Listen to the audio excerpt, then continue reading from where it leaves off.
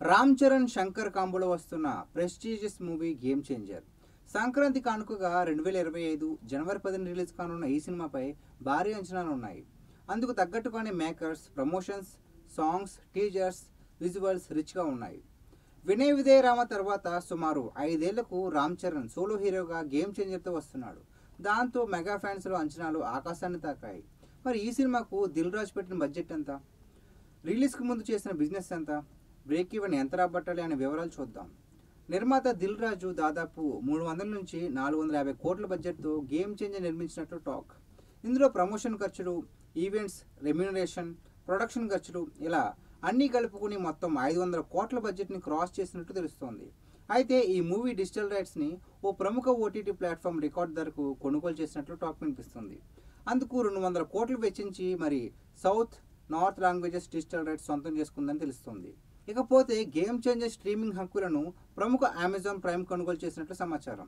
ఇక ఈ భారీ మొత్తంలో డిజిటల్ రైట్స్ అమ్ముడయ్యాక థియేట్రికల్ రన్ నుంచి గేమ్ చేంజర్ 300 కోట్ల మేరకు రాబట్టాల్సి ఉంది.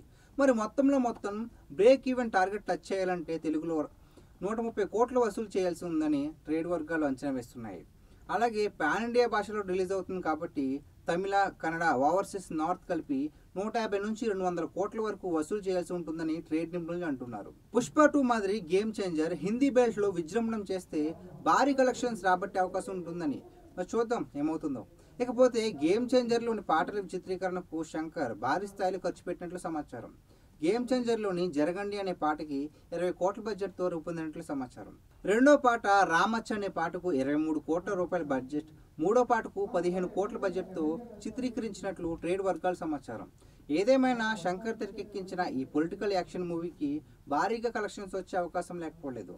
సంక్రాంతికి రిలీజ్ అవుతున్న game changer movie Ram Charan కెరీర్లో బెస్ట్ హిట్ అవుతుందనే టాలీవుడ్లో ప్రచారం జరుగుతుంది. శంకర్ డైరెక్షన్లో వచ్చిన ఏ సినిమా అయినా కొంచెం పాజిటివ్ టాక్ వస్తే చాలు, ఇండస్ట్రీ రికార్డులు అన్నీ లేచిపోవడం ఖాయం. దానికి తోడు అక్కడ ఉన్నది global star Ram Charan. Game changer already ఓ రేంజ్ ఎక్స్పెక్టేషన్స్ ఉన్నాయి. రిలీజ్ అయ్యాక పాజిటివ్ టాక్ వస్తే చాలు, సినిమా ఇండస్ట్రీలో రికార్డులు అన్ని బద్దలు కొట్టి టాప్ మూవీస్ లిస్టులో ఒకటిగా నిలవడం ఖాయం. దీనిపై మీరేమనుకుంటున్నారో కామెంట్ చేయండి.